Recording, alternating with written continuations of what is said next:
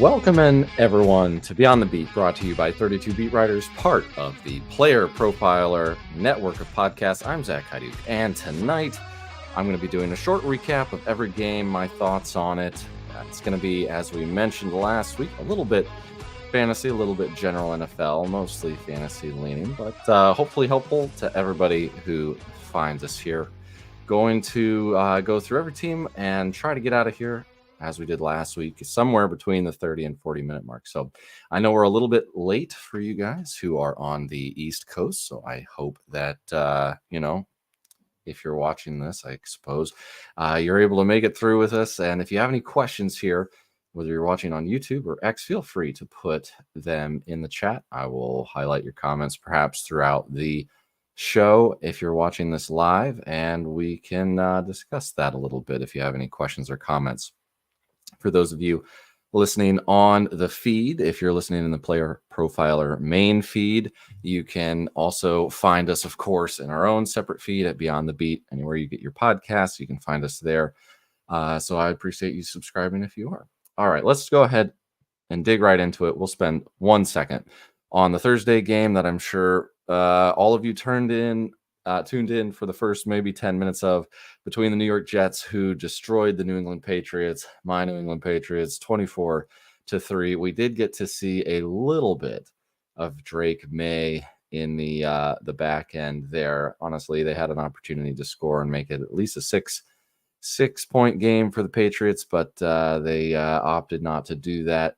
Basically, the story here is that the Patriots are not going to be anything until they can get their offensive line figured out. I do want to just address some things really quick for some of the Patriots fans that watched last night's game between the Commanders and the Bengals and were upset about the fact that we ended up getting the third overall pick and not the second overall pick, as we should have, despite perhaps a Bailey Zappi win that set us back there. I just want to note, Jaden Daniels actually has a Terry McLaurin to throw to, and Drake May does not have anybody. So honestly, even if Daniels did come to the New England Patriots, I think he'd still end up being sad until they get that offensive line figured out and get him a good wide receiver. But the New York Jets, I mean, they look really good against that defense. We'll have to see how they continue to shape out. Again, I don't want to spend too much time because it was a while ago and you all probably watched that, but it was good to see them put together a good game. Moving on to the Sunday games, Indianapolis won over the Chicago Bears 21-16. Honestly, man, this was one of the least impressive quarterbacking games of the week here. Both quarterbacks to me were not impressive, made critical errors. Anthony Richardson and Caleb Williams both. Caleb, I will say, is getting a life beat out of him back there behind that line. I had kind of thought that this was going to be a good situation for him to come into. And indeed, I think in many ways it was. But it just, he's not getting the protection that he needs, or the scheme isn't helping him with that, or he's not making quick enough reads. I think that there's probably a level of all three of those things working together there with that. But yeah, it's just, you thought that he'd come into a better situation than maybe it appears that he has in some ways for a first overall pick. Cole Kmet did have a huge game. And of course, we had a breakout game for Rome Odunze, which was cool to see. He came alive, catching the first touchdown pass of Caleb Williams' career, as well as his own, of course. But I will say that the Bears have some stuff to figure out, even if, Odunze continues to perform there.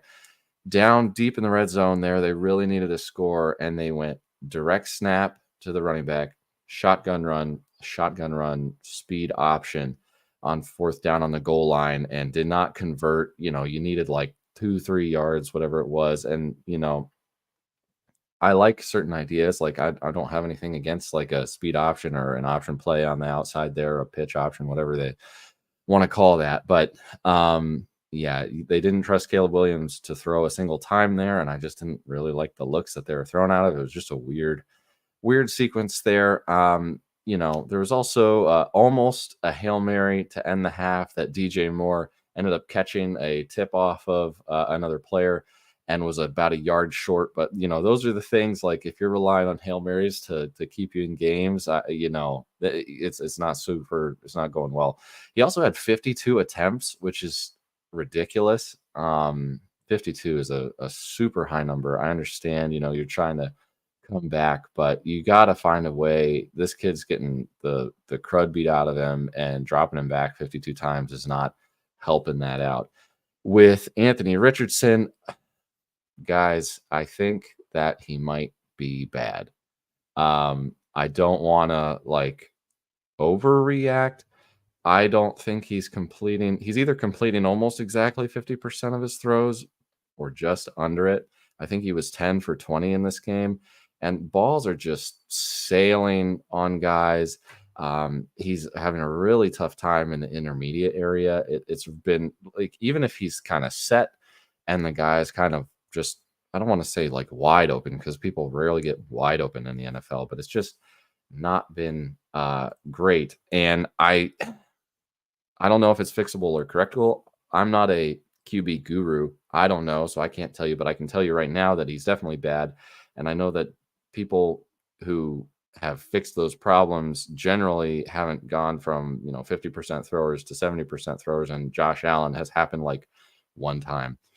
So yeah, he can hit the occasional deep ball for fantasy purposes. I'm not saying that he'll never be good, but if you want anybody else on that team to be any sort of consistent or good, I just don't know if you're ever going to get that other than Jonathan Taylor.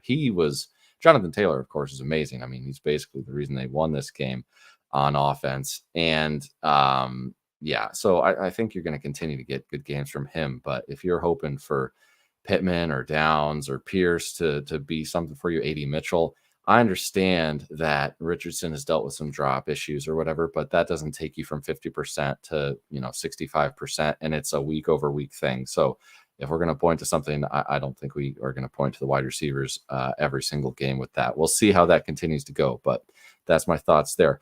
Okay, we'll stay a little high energy here to hopefully keep you all awake if you're on the East Coast. As I mentioned, New York Giants 21, Cleveland Browns 15. This game started with a fumble on the opening kickoff to give the Browns the ball inside the 30, and that allowed Watson and Amari Cooper to hook up the very next play for a touchdown, and that's about where the good ended for the Browns. The Giants are doing exactly what they did with Saquon Barkley, now with Malik Nabers, and obviously, it's good to see that Malik Nabers has been borderline basically dominant as a rookie wide receiver as much as he can be. And obviously a receiver can do more than a running back can do for you most of the time, but I don't know how Nabers is going to really be able to survive this volume. I mean, these are just absurd numbers of targets that this guy is getting. And at some point you're going to face a defense that's going to just clamp him and say, beat us in some other way. Maybe he's good enough to beat that basically every time, but it's going to be hard work, and it's a long season. Obviously, he's incredibly talented and been everything and more that they've needed. I just would ask Giants fans, and the Giants specifically, please do not let this fool you into keeping Daniel Jones. I have a Giants friend as a fan, and I've been trying to plead with him. Please do not do that. I understand that, he's been better, and obviously that correlates to Nabers being there. And quarterbacks are always helped by a good wide receiver coming in. I mean, you can look at Tua, honestly, even Jalen Hurts. You can look at plenty of guys. Even Joe Burrow, like how good would he be, I guess, if he didn't have both T. Higgins and Jamar Chase at times? I don't know. But I just don't think Daniel Jones is your answer, and I'm asking you, I'm begging you, please don't let this season with Nabers, be the reason that you keep Daniel Jones. Nabers mossed a guy. That one play you should look up if you can find it. He mossed a defensive back on a 50-50 ball. Again, this guy's just been incredible. Devin Singletary had a breakaway run right before the 2-minute warning and went down at the 2-yard line so they could kneel it out. So, maybe they'll find ways to win games. They're playing kind of smart at times, but the Browns, as far as they go, had 41 yards in the first half. I think when the first half ended, just not great. I don't really believe in Deshaun Watson, but the offensive line is not helping him. Um, as helpful as I think Jerome Ford has been, and he had some good plays in this game, they miss Nick Chubb. I think they miss having the reliable down to down guy that they can go to. Um, Ford even had a game changing fumble late in the game, that they were trying to go up for a score with. He had several, Watson, that is, had several turnover worthy plays, a strip sack. Amari Cooper's still really good. He had a ridiculous sideline catch, and obviously the only really reliable wide receiver that they have right now for the most part. But I do not have a lot of hope for the Browns. The Giants, please don't buy into Daniel Jones based off of these performances. I'm begging you. Minnesota Vikings, 34, Houston Texans, 7. Guys, how many weeks are we going to have to go before we believe that this is real with Sam Darnold? I don't know. And also, my goodness, CJ Stroud and the Texans, 7 points is all they could muster. CJ Stroud threw a pick on the first play that counted. The first play that actually happened was a penalty on the offensive line, of which there were many for the Texans, but throws a pick off a tip ball. And, it just kind of went downhill from there. The Vikings, Aaron Jones had a huge day. The whole offense was driven by Justin Jefferson and Aaron Jones. Jones had 150 total yards, a little more, or almost that rather, and a touchdown. And he almost had a second on a long run there as well. Darnold threw for 4 touchdowns. If this keeps up, I don't know what the Vikings are going to do. I know this sounds crazy, but let's say they get to the playoffs and they win a game or two. It's super weird. If he goes well into the playoffs, if he performs well in the playoffs, how don't you keep him around? He's on a 1-year contract.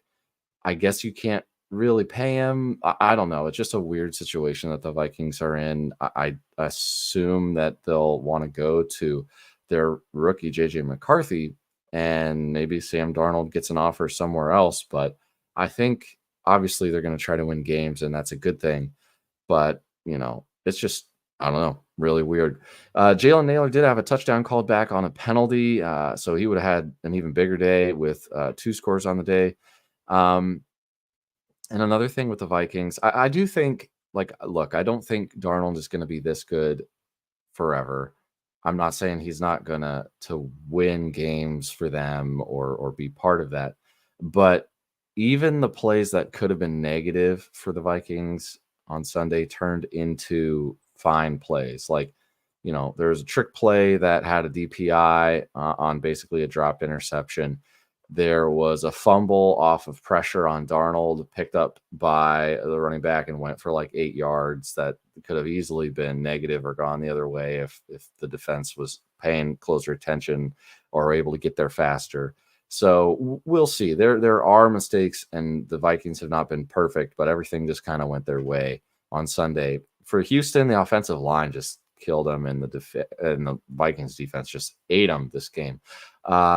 Missed field goal on second drive did not help at all. And again, like I said, everything just kind of went downhill from there. It was a 2-score game going in the second half, but they just couldn't get anything going. Stroud was almost picked multiple times. And what I want to look more into, and I didn't have a chance too much before this game, was the CJ Stroud versus man coverage. I don't think has been very good. The Vikings, I'd like to see how much man defense they ran against the Texans and CJ Stroud. I tried to kind of notice and keep a running tally in my head, but I don't want to say anything because I don't actually know a lot about it. But yeah, I figured that's something that we should look into, because if CJ Stroud struggles versus man and the Vikings ran that a lot, I wouldn't be surprised if we see that a lot going forward. Moving on to Philadelphia and the New Orleans Saints. Excuse me. Eagles 15 over the Saints with 12. Wow, this was a weird game. Oh, how the mighty have fallen. The Saints, who are the highest scoring offense coming into the week, score only 12 points this game. Obviously, they had a missed 2-point conversion that would have boosted them to 14. But Saquon Barkley for the Eagles basically single-handedly won this game. He probably, in hindsight, should have been the first overall fantasy player drafted or close to it. If he wasn't, was always a great value, as we discussed on the show here. But man, has he been awesome to watch. Dallas Goedert also had a massive day, 10 catches for 170 yards. Very rare, of course, that you see 170 yards from a tight end. So if you had him, congratulations. Big news is Devonta Smith is also in concussion protocol. And I tried to find any news. There hasn't been a lot. I wouldn't be surprised if we don't see him this week, though. And then, of course, they go into their bye. So I wonder, obviously, if he's cleared, they'll probably play him. But I just wonder if we don't see him for a couple of weeks. So be prepared for that. And it was really unfortunate to see the hit that happened there with him. It was kind of ridiculous. The hit that occurred on him and gave him that concussion was completely unnecessary. And yeah, just really unfortunate. So the thing that was weird about this game is that it was 0-3 Saints going into the fourth. So it was just kind of a weird game overall. I think you'll see obviously more than 12 points from the Saints going forward, but it does go to show that you're not just going to get 50-point games from Alvin Kamara every week. So yeah, plan for that. Pittsburgh Steelers 20 over the Los Angeles Chargers with 10. I'm going to be honest, guys. I didn't really pay particular attention to this game, nor did I go back and watch it on Game Pass yet. Is basically the only game that I didn't really watch. It's just kind of gross. I don't really love watching the Pittsburgh Steelers right now. I'm not sure even if Pittsburgh Steelers fans like watching them, but they are 3-0. So, for what it's worth, Justin Herbert got hurt and left in the third quarter. And of course, they lost there. Something to monitor. I do wonder if the Chargers losing in some way is good for fantasy production at the wide receiver spot. We'll see. I know they're going to continue to try to run the ball there, but I just wonder if that changes anybody's strategy on, with the fighting Jim Harbaugh's, as Dan Hanzus so Bentley likes to put it. They did only have 20 rushing attempts, and 14 completions. So 20 pass attempts, 20 rushing attempts, pretty split there. Just a weird game, like I said, with Justin Herbert being hurt and then going out. He didn't even play the fourth quarter at all, from my understanding there. Obviously, it's weird. Quentin Johnston also has some touchdowns, but none of them as wide receivers have had very many yards for the Chargers or very many catches. And obviously, we'd all like to see more of that and see Ladd McConkey going. So it was nice to see some production for Calvin Austin the third, though, as far as the Steelers go. So, if you've been holding on to him in some deep dynasty league, I hope that maybe you'll be able to trade him for whatever you can get there, or maybe see a couple games in the future. We'll see what happens. Denver Broncos get a win over the Tampa Bay Buccaneers, 26-7. Again, guys, man, this is why I don't bet a ton on things, because stuff like this happens. What on earth? The Broncos, Bo Nix has yet to throw a passing touchdown at this point, but he did have his second rushing touchdown for the first score of the game. 9 different receivers for the Broncos caught the ball. Sutton, of course, had the most yards with 68. I still don't think you can start anybody really on that offense for the most part. For the Bucs, they didn't have Vita Vea. I do think that matters a lot. Obviously not for the offense, for the defense there. Mayfield had a really bad interception on a throw to Mike Evans deep. I say really bad. I should be careful with that, because honestly, I don't kind of really know exactly what happened there. I don't know if it was just a bit of an overthrow. There was some double coverage. He tried to kind of get it in a gap there. Safety came up and grabbed that overthrow. I'm really not sure exactly what happened, so I should walk that back a little bit, but just had a bad interception there. Godwin did catch goal line fade. That was compliments of Bucky Irving going down right at the 1-yard line before scoring there. Irving did have more opportunities and had 70 yards as opposed to Rachaad White in this game. And I was trying to look up some data here as far as do I want to put in a claim on Bucky Irving? For the most part, I mean, I think you can. he was obviously pretty good when he got some opportunities. And he had a decent day overall, but he's only gotten a single snap inside of the 20, and obviously they weren't there very much this past game. But White has vastly outsnapped him even on third down and in general. So, this will be something that I'm monitoring going forward. If you have a deeper bench, feel free to pick him up, but I wouldn't just assume that Bucky Irving's going to, take over this role anytime soon unless we see this kind of repetitively. I do like what I saw from him, so he's maybe like a speculative ad, like I said. Green Bay scored 30 on, I believe, the second ranked defense in the league in the Tennessee Titans. If you thought that you should be starting your defenses against Malik Willis, man, were you and I wrong. The Packers have done, they've won 2 games here with without Jordan Love. They opened up with a play action pass to Jaden Reed. They kind of let Malik Willis throw the ball a little bit more this game than he had last week. He had an impressive throw or two to Christian Watson on a couple of, one was definitely a go ball. One was more of a 50-50 ball. And obviously, if it's picked or whatever, you call it a bad throw, but he threw to a guy that he just trusted, and Christian Watson made the catch. Really, really impressive there. This has to feel good for Malik Willis and Matt LaFleur, both of them formerly of Tennessee, and to get a win there. Willis just did a good job, honestly, of not making a mistake with like a bad throw. If he didn't see it, he just kind of, after a read or two, I don't think he was going through 4 different reads as every play. But, if it wasn't there on 1, wasn't there on 2, okay, I'm gone. And just not making negative plays, not taking negative plays. He had a lot of really good runs, including one for a score, also passed for one as well. I just, had some, they ran some zone reads and option plays, which was fun. You may have been disappointed with the results for Josh Jacobs as far as his fantasy day is concerned. Emmanuel Wilson had a better day rushing and also caught a couple of passes, one for a score there.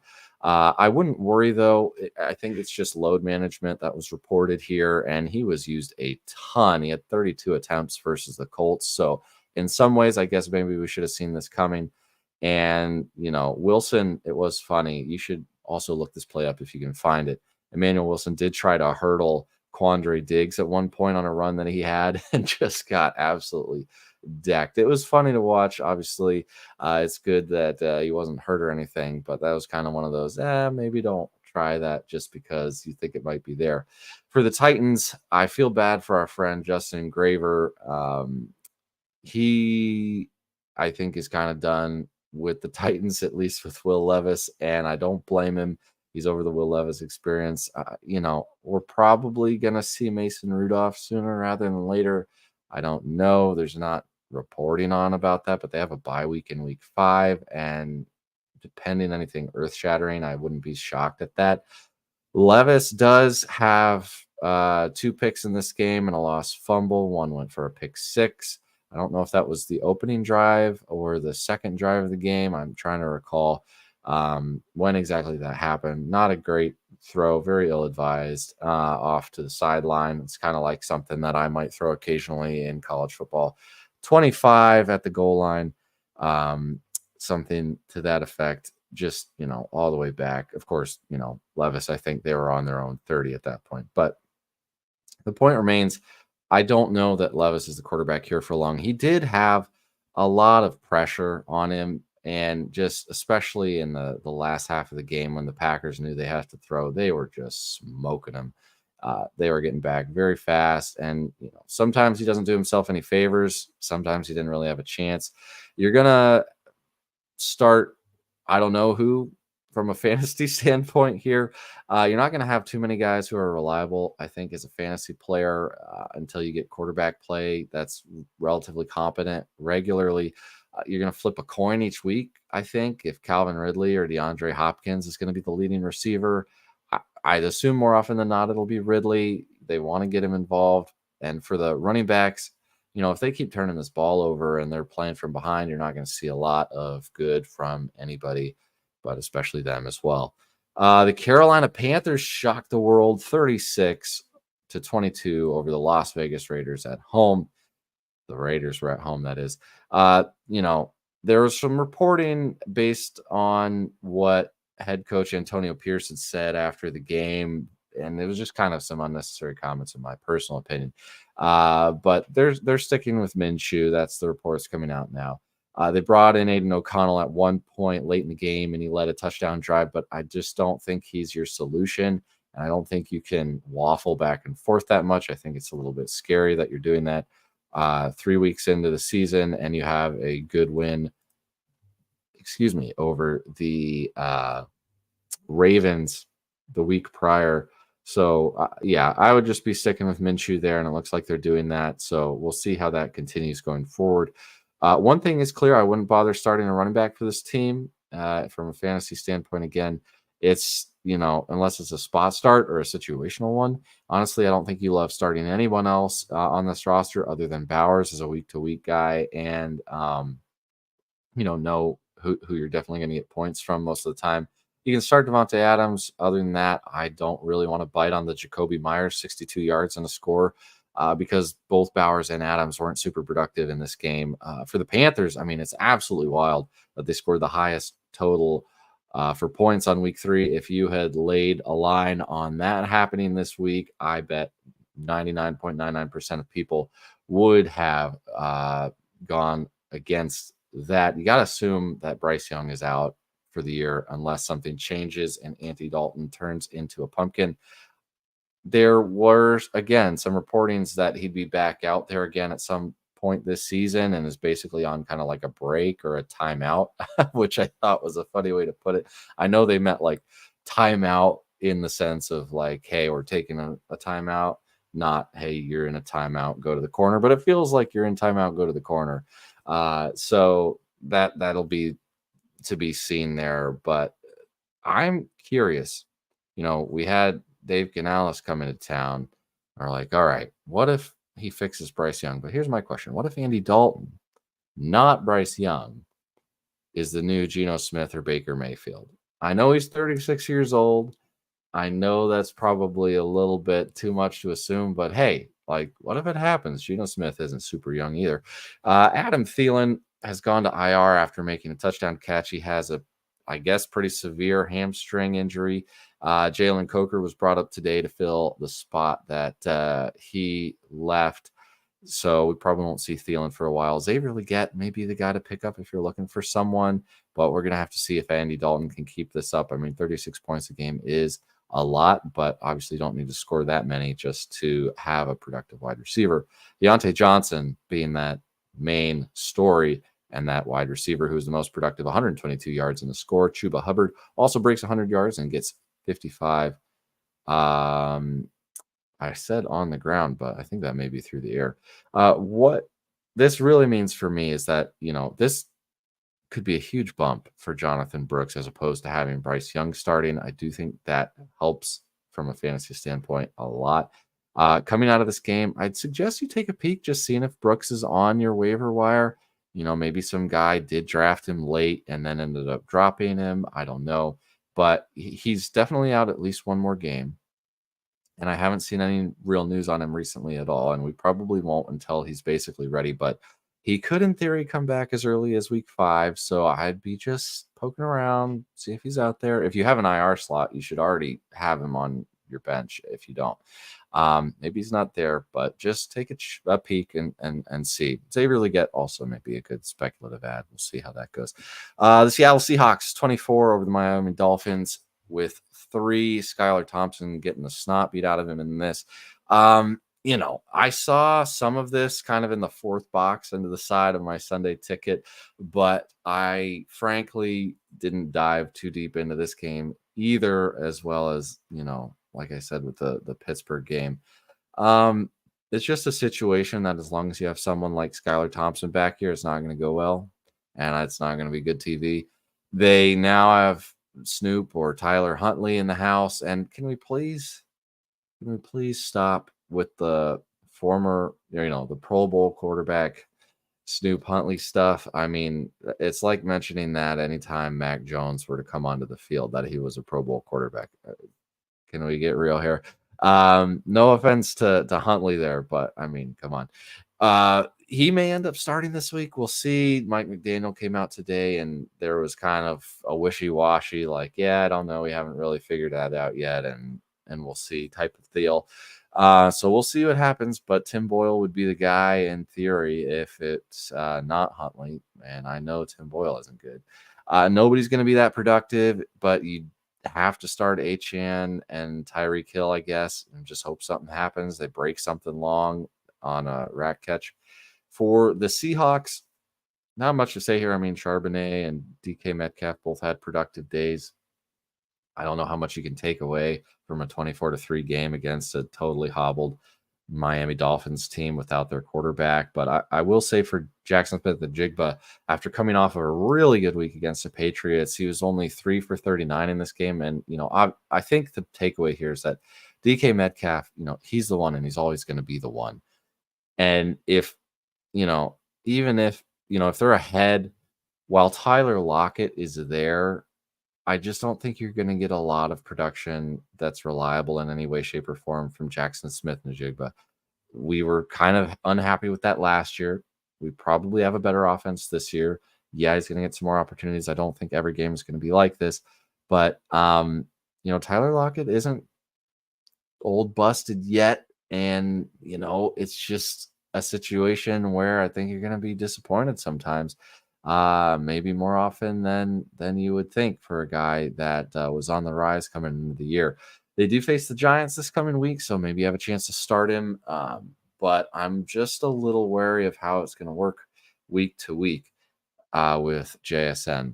The Detroit Lions beat out the Arizona Cardinals 20-13. This one just came down to the Lions running game working out and Kyler not being able to put it all together. Kyler, there was a very controversial play. I will say that. There was a controversial play where this probably should have been a much closer game on the 2-minute warning in the first half where a pick six basically happened, but it was taken off the board because of a weird, did they snap it before or after the 2-minute mark? And yeah, so you can have your own opinion about that.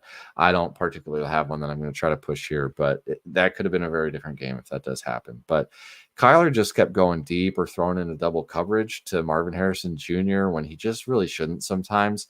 It just wasn't necessary. And frankly, his body language sometimes kind of irked me a bit. He just kind of struck me as a bit childish this game. Bro, sometimes, you're the one who messed up, and he would kind of just like the way he was like hanging his shoulders or kind of half throwing up his hands. Like, I just felt a little bit like he was kind of like a 13-year-old who wanted to blame somebody else for something that he kind of did. That being said, it's good for fantasy that Kyler is going to Marvin Harrison so often. There's going to be one or two that he probably should have come down with from this game, but I feel like a lot of it was kind of on Kyler. We'll see how that plays out going forward. 11 targets is always good. But for the Lions, Amon-Ra St. Brown, Gibbs, and David Montgomery were good. David Montgomery, you got to start every week. I've kind of had him floating in between the bench and my roster spots here, but I don't see how you don't start him. Both him and Gibbs are good to go there. And no other receiving option was worth anything. Jameson Williams ended up with a net of like 2 yards on the day because he had a negative run there for 7 and 1 catch for 9. But Gibbs did have a super cool hook and ladder play touchdown from Amon-Ra, which was, that was pretty awesome to see live. I'm glad to see that, stuff like that is still kind of in the league every once in a while. So that was awesome. I'm just seeing that Derwin James suspension was upheld here.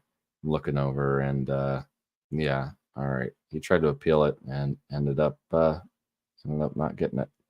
Big story, I guess. Los Angeles Rams. Here's a bigger story. The Los Angeles Rams upset the San Francisco 49ers 27-24. This was one of the wildest games of the week. You kind of have that in the corner box going on over there. And it's like the San Francisco 49ers are up like 21-7 on the Rams in the third here. I feel like, yeah, we kind of know how this is going. The Rams are super injured. This is never going to happen, right? Wrong.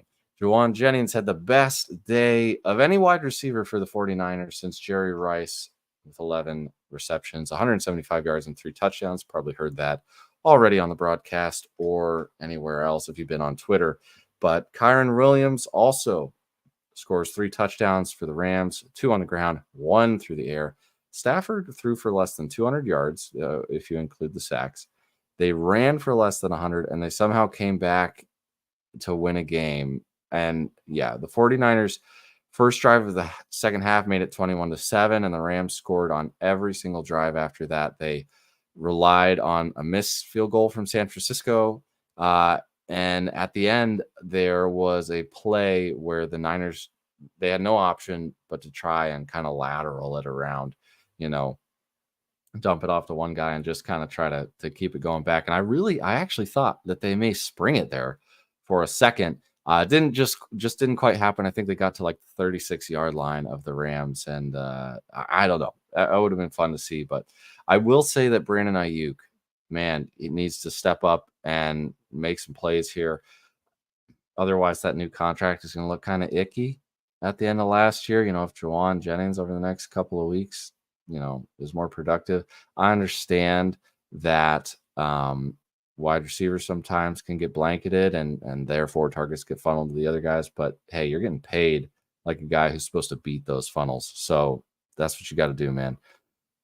We'll see if that happens. The Baltimore Ravens almost give it up to the Dallas Cowboys, but they eke it out in the end, 28-25 in Gerald World. The Ravens lead the NFL in yards per rush at 5.9. And they're just tough to stop, even when they know the run is coming. Per PFN, when leading in the second half, Baltimore averages 6.8 yards per rush, which is also, of course, the best in the league. Don't ask me how, when you're averaging 6.8 yards a rush, you almost give it up in the fourth. I don't know how that happens. The math doesn't math, but it almost happened. The Cowboys, they have zero running game, man. It's gross. Jake Ferguson, tight end, had a good day for them. And, they passed the ball to 12 different players, which is crazy. CeeDee Lamb was clearly frustrated during the game. And this season just is not going the Cowboys' way. He had a fine day, but CeeDee Lamb, Dak, Ferguson, those are the only guys you want to start. But I just don't know. The Kansas City Chiefs, you probably saw this game, beat the Atlanta Falcons 22-17, and I assume most of you watched this game, as we said, so we won't spend a ton of time. Also, real quick, I have the Cowboys going against the Giants here in my notes, but I think I said somebody else was playing the Giants in the next week or two. So, if I got that wrong, maybe check the schedules on that. But Kansas City, getting back to it, and the Atlanta Falcons, this boiled down to the Falcons just having opportunities and not capitalizing on them, man. To be honest, it's for fantasy, my predictions with the Chiefs came true, at least. That was fun to see. They basically ran through the air with Rashee Rice, and he racked up 12 catches for 110 yards. Carson Steele did have a decent day, going for 72 yards, so they did run the ball a decent amount there. I'm not going to say that they didn't do it at all, but the whole disappearing act for Travis Kelce has got to be concerning, and I wonder how many more weeks we can go and before we decide that his end may be closer than we thought. There have been some plays where, they were either called back on like a penalty or, things that were close or could have been. So I'm kind of hedging myself a little bit with that. I think you're still going to get some games from him here and there, but it's clear that for now, at least, Rice is the main guy. And as long as they're winning, I don't see any reason why that's going to change. So for the Falcons, Bijan Robinson had an okay day for fantasy still, thanks to a touchdown, but not a great one. And it's been frustrating to watch the Falcons, frankly, try to get things done on the ground and just not have that ability, particularly in this game. He averaged Bijan 1.9 yards a rush on the ground, and that's just criminal that if this wide zone action isn't going to work out, spring runs give you easy play action games. That you got to find something else that works. I don't know if that means, we've seen Sean McVay, for instance, of which Zach Robinson, the offensive coordinator there, is the and he's part of the Sean McVay tree. I'm sorry, it's 11 o'clock out here. I'm stumbling over my own words at this point, but adjust. We've seen Sean McVay adjust from a zone team to like more of a gap team, and I wonder if you just have to see that. I know that's a really difficult thing to do, but hey, if something's not working, maybe try something else. Maybe that's unrealistic. I don't know, but maybe something to keep an eye on and try. The Buffalo Bills 47, Jacksonville Jaguars 10. Again, I assume a lot of you probably saw this. 10 different players caught a pass in the 47-10 win for the Bills. What makes that more impressive is that Allen only had 23 completions, this via Greg Gorse of SI. That means that 1 in every 2.3 completions went to a different target. And if you think that's impressive, 6 different Bills players scored a touchdown. That would be James Cook, Ray Davis, Khalil Shakir, Dalton Kincaid, Keon Coleman, and Ty Johnson. So that was fun to watch. Keon Coleman, this was interesting. You know, you're watching the game, and you're like, hey, where the heck is Keon Coleman? Didn't have a single snap in the first quarter, which was pretty concerning and just felt weird. Even though they were being successful, like you almost couldn't judge it. It's like, hey, what in the heck is going on here? Turns out he was late to something. We didn't really get any details on what, as far as I know. So keep an eye on that. Hopefully he's a little bit more involved from a snap count perspective this coming week. He did score, as we mentioned, didn't have a crazy game outside of that, but it was kind of weird to see, you know, we've seen that personality of Keon Coleman come out, and it was interesting to think of him as late, but I don't know what the situation there is or why that would have happened, but hopefully he can get off of the bad and the naughty list for the coaches. The Jags are cooked. Meanwhile, Doug Peterson, we mentioned last week, maybe coaching for his job. He definitely is now. And it's even possible, I don't know, for him to save it. But Trevor Lawrence is, you know, missing balls, sailing them, worm burning time. Like, it's just, I don't really know what to say at this point. If he's a truly generational talent, you expect him to kind of overcome some situations. That said, we see somebody like Sam Darnold, who is absolutely terrible in other situations, be absolutely great in others now. So, you know, I'm not saying situation has nothing to do with it, but they do give you Brian Thomas, and I think they got to funnel towards him a little bit more. I don't expect him to be his former teammate Malik Neighbors, but you gotta make something work. Because it's just not right now for the Jags, and going to 0-3 here, I think, puts them in a pretty dark spot, and it's going to be a long season if they can't at least get some, victories to help themselves feel a little bit better. The game that you couldn't have convinced me would be the game of the week, though, in some ways, is Washington Commanders versus the Cincinnati Bengals. The Commanders win 38-33. Jaden Daniels basically being perfect, other than 2 incompletions to Terry McLaurin deep. He's having an excellent last couple of weeks. They're scoring basically every single drive. I don't expect that to continue, of course.